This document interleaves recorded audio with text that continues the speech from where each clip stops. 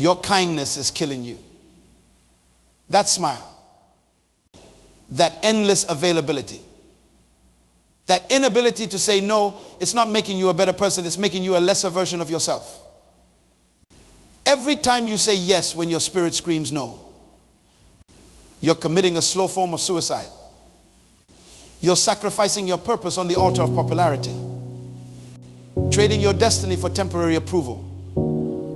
The graveyard is full of people who were too friendly to fight for their dreams, too nice to nurture their potential, too afraid of disapproval to disappoint anyone but themselves. You are losing something right now. Every minute you spend trying to make everyone happy, you lose a part of yourself.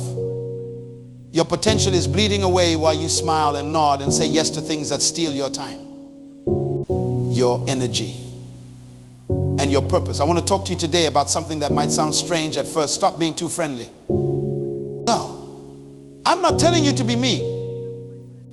I'm not saying don't care about people. What I am saying is that many of you are killing your future by trying to please everyone around you. You are so busy being nice that you have no time left to be great. Let me tell you about something that happened to me years ago. I was sitting in my office late one night, working on a project that wasn't even mine.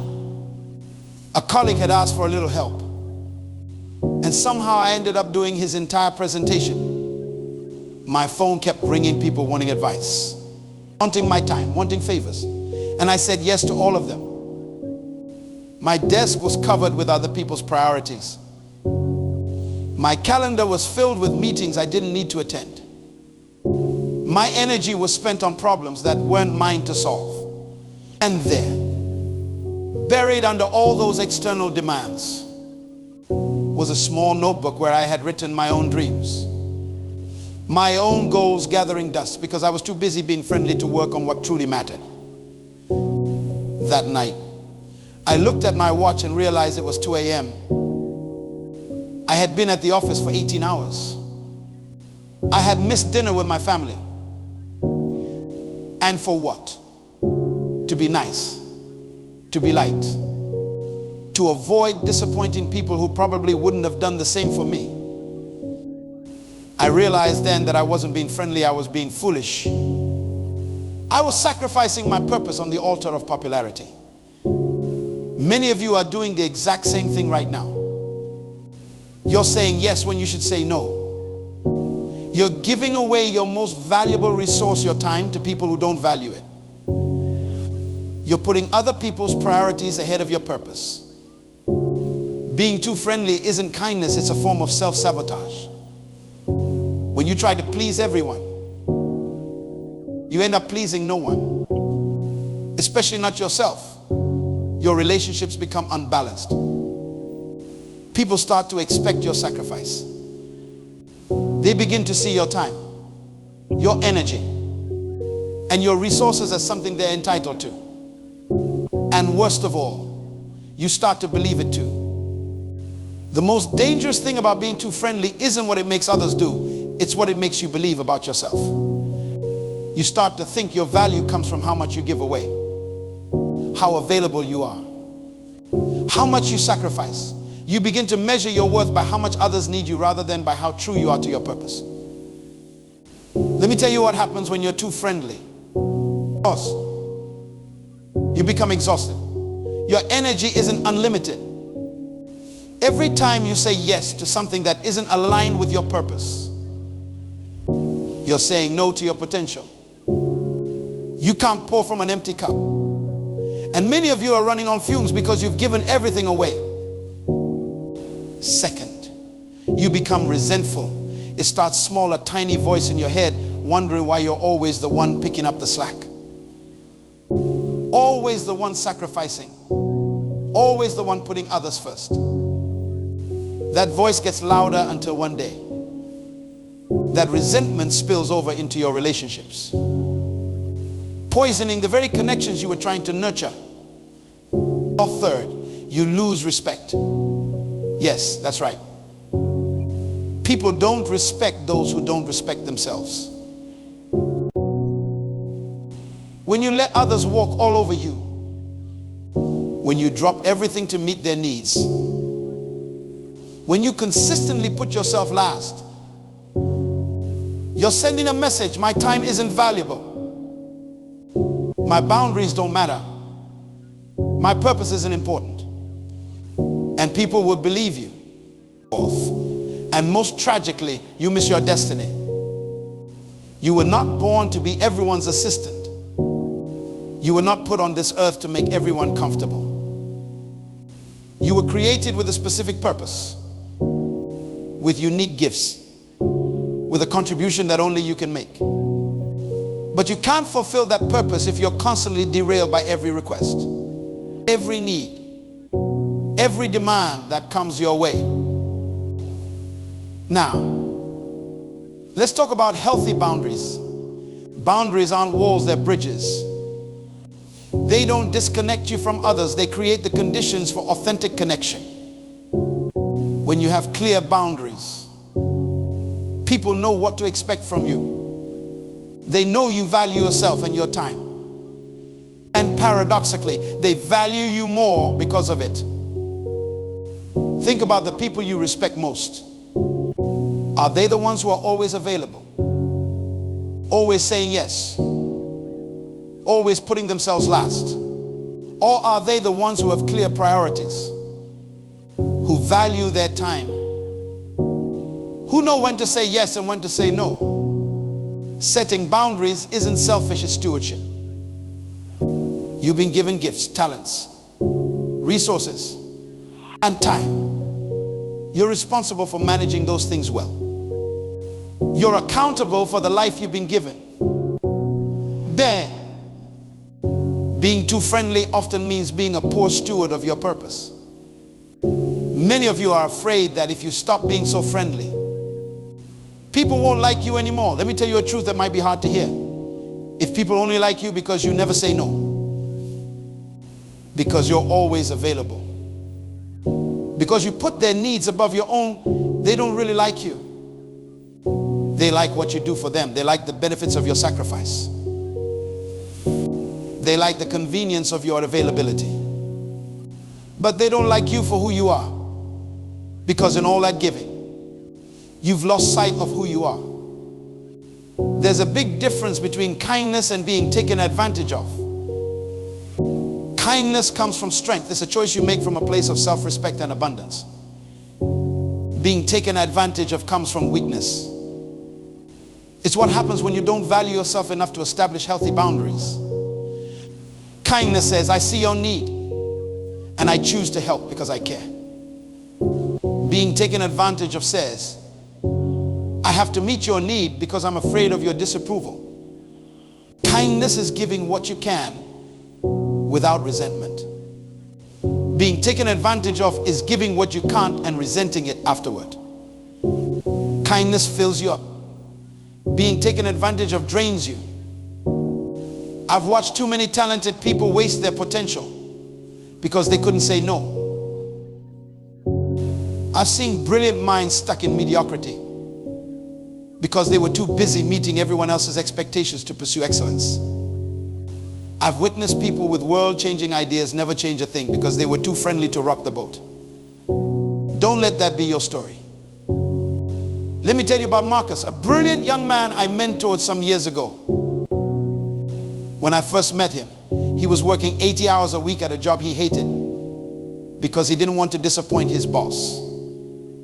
His weekends were consumed by family obligations, not because he wanted to be there, but because he couldn't bear to say no. His friends regularly took advantage of his generosity, borrowing money they never repaid, showing up at his apartment unannounced, expecting him to drop everything for them. Marcus was everyone's friend, but he had no time to pursue his own dreams. He wanted to start a business, but between his job and all his friendships, he could barely find time to sleep, let alone build something of his own. One day, I asked him a simple question, Marcus, what would happen if you disappeared tomorrow? He looked confused.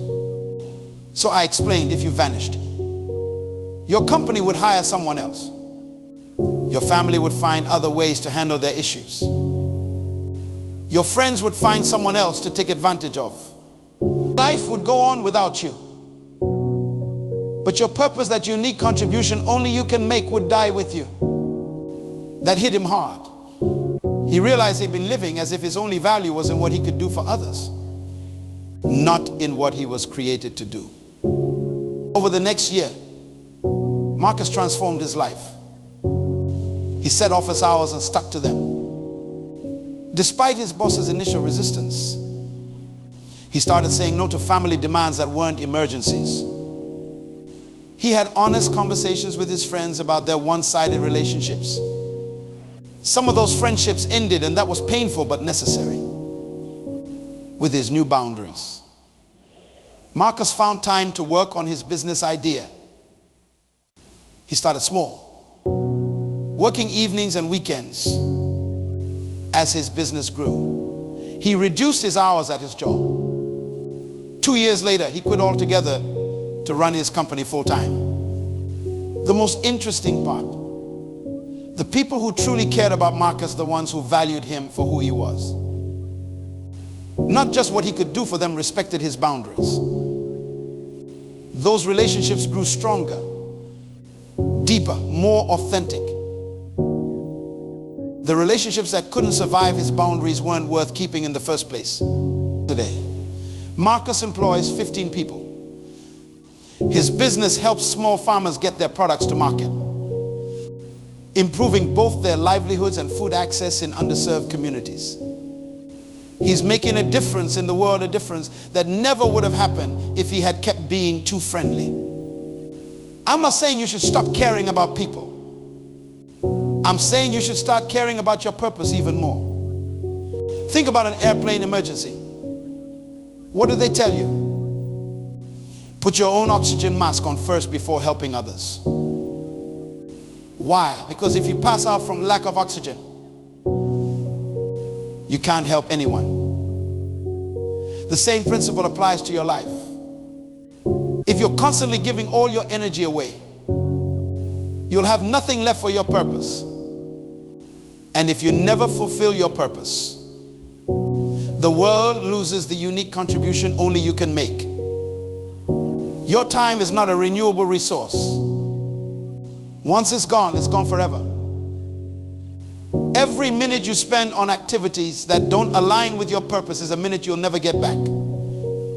Every yes to something that doesn't matter means a no to something that does. Stop being too friendly with your time. Stop being too generous with your energy. Stop saying yes when your spirit is screaming no. This isn't about becoming selfish. It's about becoming focused. It's about recognizing that you can't be all things to all people, and you weren't meant to be. It's about understanding that the greatest gift you can give to the world isn't your compliance or your constant availability, it's your authentic contribution. Your purpose fulfilled. Your potential realized. Many people live their entire lives without ever drawing a line, without ever saying, this far and no further. They become human doormats, letting everyone and everything walk over them.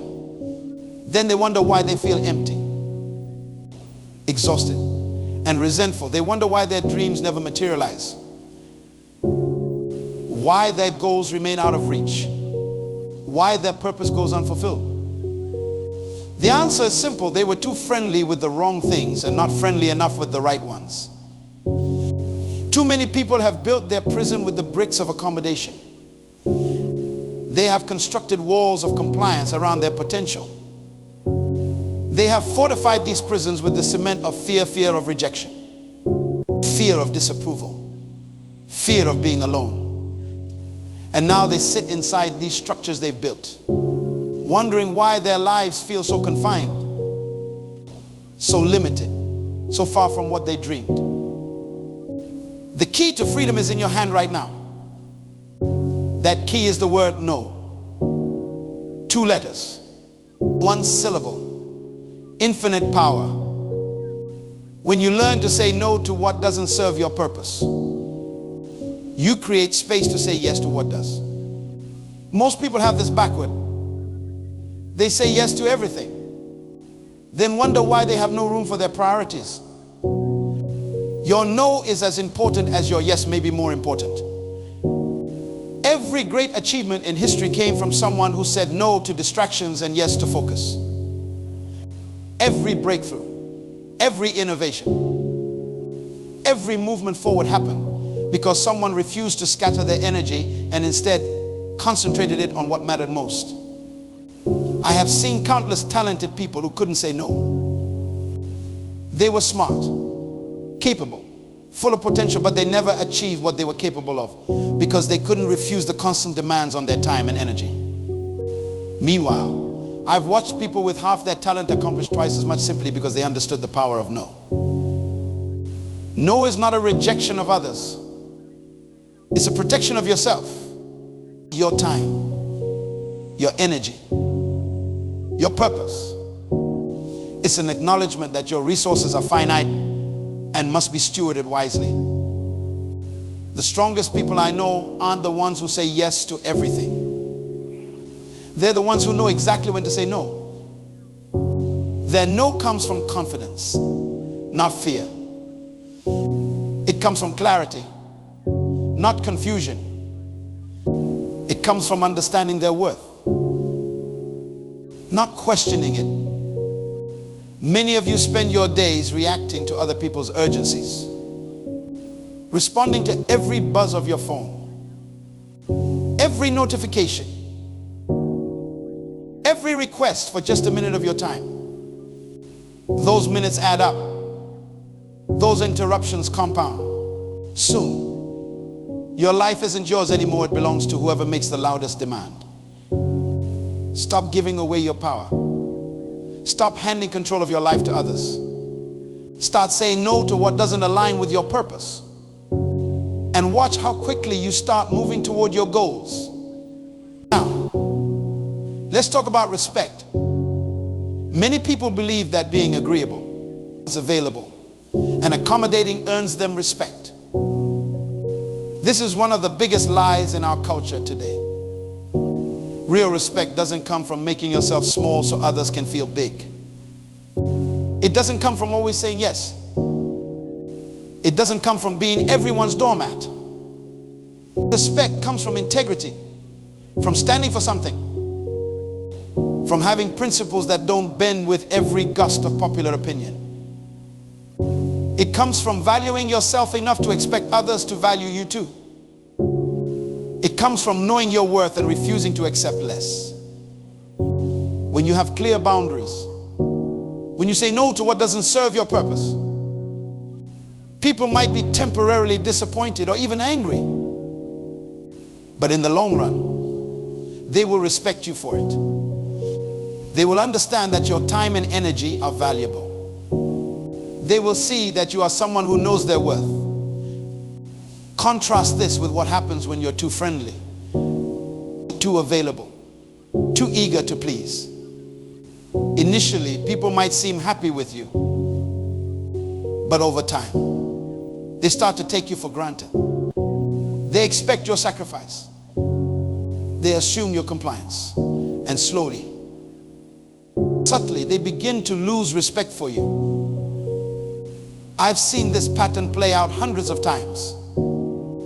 The person who never says no becomes the person everyone asks first, not because they value them, but because they know they won't refuse. The person who drops everything for others becomes the person others drop when something better comes along. The person who puts themselves last becomes the person others put last too. Building respect through boundaries isn't about being harsh or cold. It's about being clear and consistent. It's about communicating your expectations and holding to them. It's about teaching others how to treat you by how you treat yourself. If you want others to respect your time, you must respect it first. If you want others to value your energy, you must value it first. If you want others to honor your boundaries, you must honor them first. Here's a hard truth many of you need to hear. Some of the relationships in your life are toxic. Some of the people you're bending over backward to please are taking advantage of you. Some of the connections you're desperately trying to maintain are draining you rather than sustaining you. Not all relationships deserve your energy. Not all connections serve your purpose. Not all people in your life want what's best for you. How do you identify these toxic relationships? Look for these signs. You feel exhausted after spending time with them. Not energized. They take far more than they give. They only contact you when they need something. They disappear when you're going through challenges of your own. They resist or ignore your boundaries. They make you feel guilty for prioritizing your needs or pursuing your goals. Your success seems to make them uncomfortable or resentful. They consistently undermine your confidence or question your decisions. You find yourself apologizing for things that aren't your fault. You feel like you're walking on eggshells around them. If several of these signs sound familiar in a relationship, you need to make some hard decisions. Sometimes the most loving thing you can do both for yourself and ultimately for them is to create distance. Some relationships need healthy space. Others need to end entirely. This isn't about casting blame or harboring resentment. It's about recognizing that just as you have a purpose, you also have priorities. And if a relationship consistently pulls you away from your priorities rather than supporting them, that relationship may be costing you more than it's worth. I'm not saying cut people off at the first sign of difficulty. I'm saying assess the pattern, not the isolated incidents. I'm saying look at whether the relationship, on balance, adds to your life or subtracts from it. I'm saying consider whether this connection is moving you toward your purpose or away from it. Your time on this earth is limited. Your energy is finite. You cannot afford to invest these precious resources in relationships that deplete you rather than develop you. This brings me to a critical point. Your purpose and your priorities must align. Many people claim to know their purpose but set priorities that contradict it completely. They say they want to build a business, but prioritize watching TV over working on their business plan. They say they want to be healthy, but prioritize convenience over nutrition. They say they want deeper relationships, but prioritize social media over real conversations. Your priorities reveal your true purposes. Not the ones you talk about, but the ones you actually live by. If you want to know what you're really committed to, look at how you spend your time, your energy, your money. Look at what you say yes to and what you say no to. Look at what gets your best and what gets your leftovers. If your current priorities don't align with your stated purpose, one of two things must change. Either your priorities or your purpose. Either start living what you claim to value, or be honest about what you actually value based on how you live. Being too friendly often leads to a total misalignment between purpose and priorities. You say your family is your priority, but you can't say no to your boss. So you miss your child's recital. You say your health is your priority, but you can't say no to social obligations. So you skip exercise and sleep. You say your business is your priority, but you can't say no to distractions. So your business stagnates. Stop this cycle. Align your priorities with your purpose by learning to say no to what doesn't move you forward. Let me give you some practical steps to stop being too friendly. First, get clear on your purpose. You cannot protect what you don't identify. Write down your personal mission statement.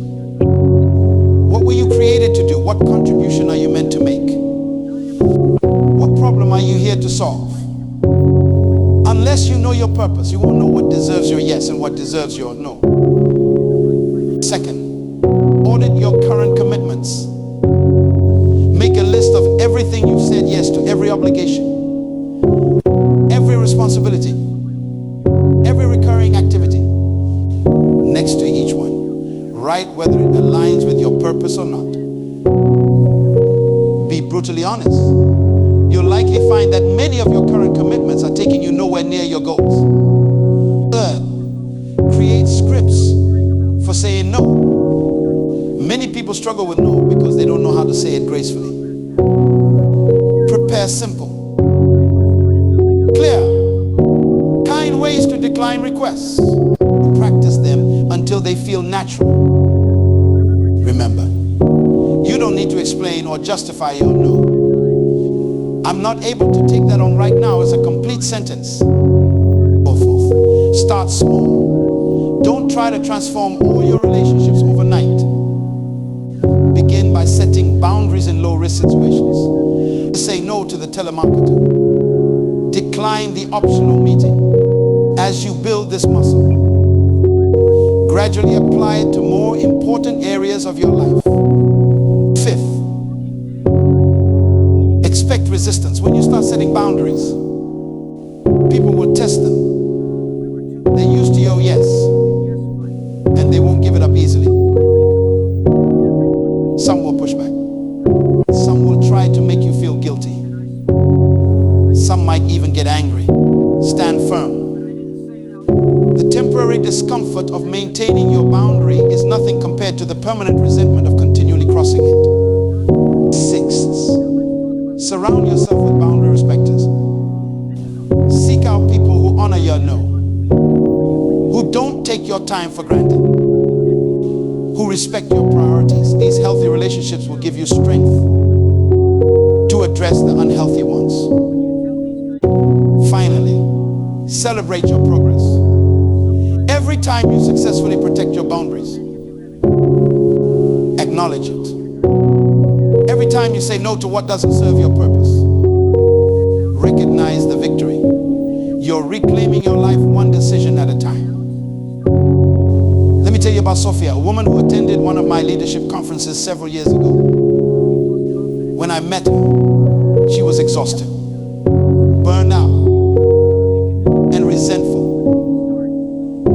As a community organizer, she had been saying yes to every request, every committee, every cause.